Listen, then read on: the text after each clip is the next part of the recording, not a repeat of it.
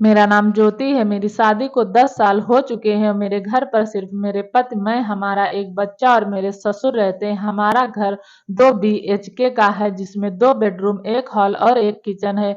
मेरे ससुर government job पर हैं और उनकी उम्र 55 साल के करीब है, मगर वो दिखने में 45 से ज़्यादा के नहीं लगते हैं। अगर मैं अपने बारे में बात करूँ तो मेरी शादी के समय मैं काफ़ी स्लिम थी, मगर शादी और बच्चा होने के बाद मेरे शरीर में काफ़ी बदलाव आ गया था। अब मेरा शरीर काफ़ी फूल गया था और मेरा फिगर 38, 32, 36 का हो गया, और जहाँ तक मेरी उसकी बात है तो वो एकदम से नीरस हो चुकी थी। मेरे पति ने भी अब मेरे अंदर रुचि लेना करीब-करीब बंद ही कर दिया था, मगर मैं तो उसके लिए हमेशा ही तैयार रहती थी। अपने पति से उम्मीद करती थी कि वो मेरी उसका ख़्याल रखेंगे और मुझे शांत करेंगे, लेकिन मेरी उम्मीद केवल एक उम्मीद ही बनकर रह गई थी। ऐसे में मैं आप लोगों से पूछना चाहती हूँ कि मैं भला अपने आप को कब तक रोक कर रख सकती थी और कब तक अपने आप को शांत रख पाती। पड़ोसी का जवान लड़का, दूध वाला, गली का धोबी, आज सबके बारे में सोचा, लेकिन कोई ऐसा मिला ही नहीं रहा था जिसे मैं अपना गुप्त सफर का साथी बनाऊं। अब मैं काफी उदास और खिंची-खिंची रहने लगी थी। एक दिन मैं सुबह काम कर रही थी। मैं झाड़ू लगाती हुई अपने ससुर के कमरे में पहुंची तो उस वक्त अपने बेड पर वो सो रहे थे। उन्होंने रूम का दरवाजा खुला रखा हुआ था और मैंने उनको जगाना ठीक नहीं समझा। मैं नहीं चाहती थी कि उनकी नींद खराब हो, मगर मैं कुछ कर नहीं सकती थी, इसलिए झाड़ू लगाकर बाहर आ गई। मैंने बहुत कोशिश की ससुर जी के ख्याल को मन से निकाल दूं, मगर ससुर जी का वो जिसके दर्शन मैंने सुबह-सुबह किए थे, अब उसके ख्याल मन से नहीं निकल रहे थे। बहुत सोच विचार के बाद आखिर मैं इसी निष्कर्ष पर पहुंची कि मैं अब अपना सारा सुख शांति ससुर जी से ही पूरा करवाऊंगी।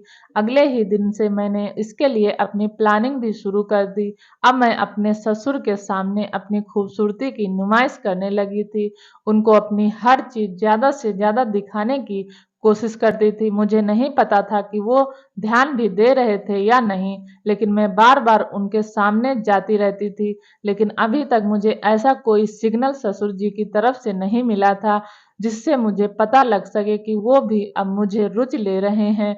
ये पैतरा फेल होने के बाद मैंने सोचा कि उनको अब दर्शन करवाना पड़ेगा, तभी काम बन सकता है। एक रोज जब मैं उनको दोपहर का खाना परोसने गई तो मैंने पहले से ही अपना एक बटन खोल कर रखा था ताकि ससुर जी को आसानी से नजर आ जाए। जब मैं सामने से खाना परोस रही थी तो मैंने घूंघट डाल लिया था। अब मैं सामने झुककर खाना डालने लगी तो देखा कि ससुर जी गहरी घाटी में झांक रहे हैं। जब तक मैं वापस सीधी ना हो गई तब तक वो दर्शन करते रहे। फिर शाम को दोबारा जब खाना दिया तो मैं कुछ ज्यादा ही नीचे झुक गई ताकि ससुर जी गहरी खाई के अच्छे से और मन भर के दर्शन कर सके। मैं सोचने लगी कि अब वो मेरे जाल में फंस गए हैं। शायद मेरा तीर सही निशाने पर लगा था। अब मैं कई बार दिन में उनसे जानबूझकर टकराने लगी। एक दिन मेरे पति मेरे बेटे को लेकर हमारी रिश्तेदारी में गए हुए थे। उस दिन घर पर मेरे ससुर जी और मैं अकेले थे।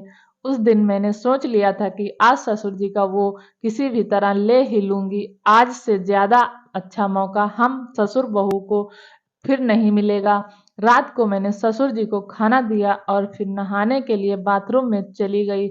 मैंने अंदर जाकर अपने बालों को गीला किया, फिर साया पहनकर बाहर आ गई। अब मैं ससुर जी के आने का इंतजार कर रही थी। मैं जानती थी कि खाना खाने के बाद वो हाथ धोने के लिए इधर ही आएंगे, इसलिए मैं अपनी बारी का इंतजार करने लगी। मैंने सोच रखा था कि मुझे क्या करना है। मैं बाथरूम के दरवाजे को हल्का सा खोल कर देख रही थी।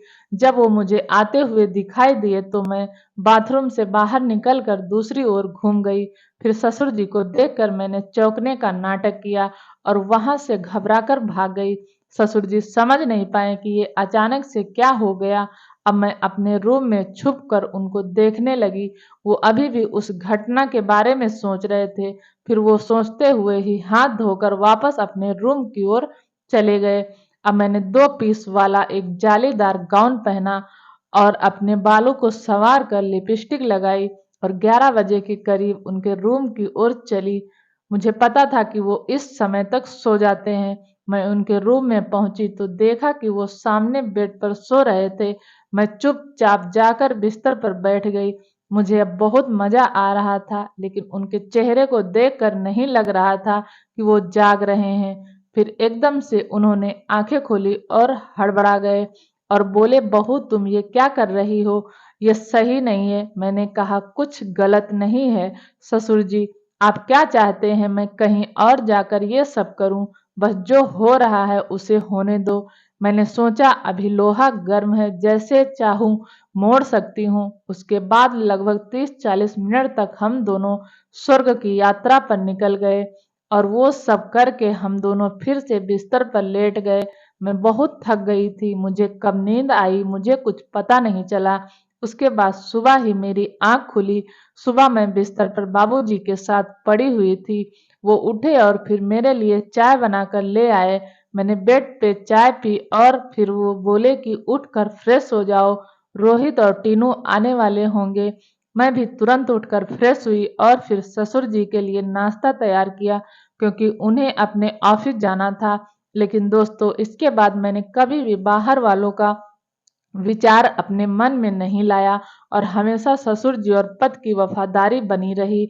अगर कहानी अच्छी लगी हो तो प्लीज चैनल को लाइक और सब्सक्राइब करें। वीडियो देखने के लिए आपको बहुत बहुत धन्यवाद।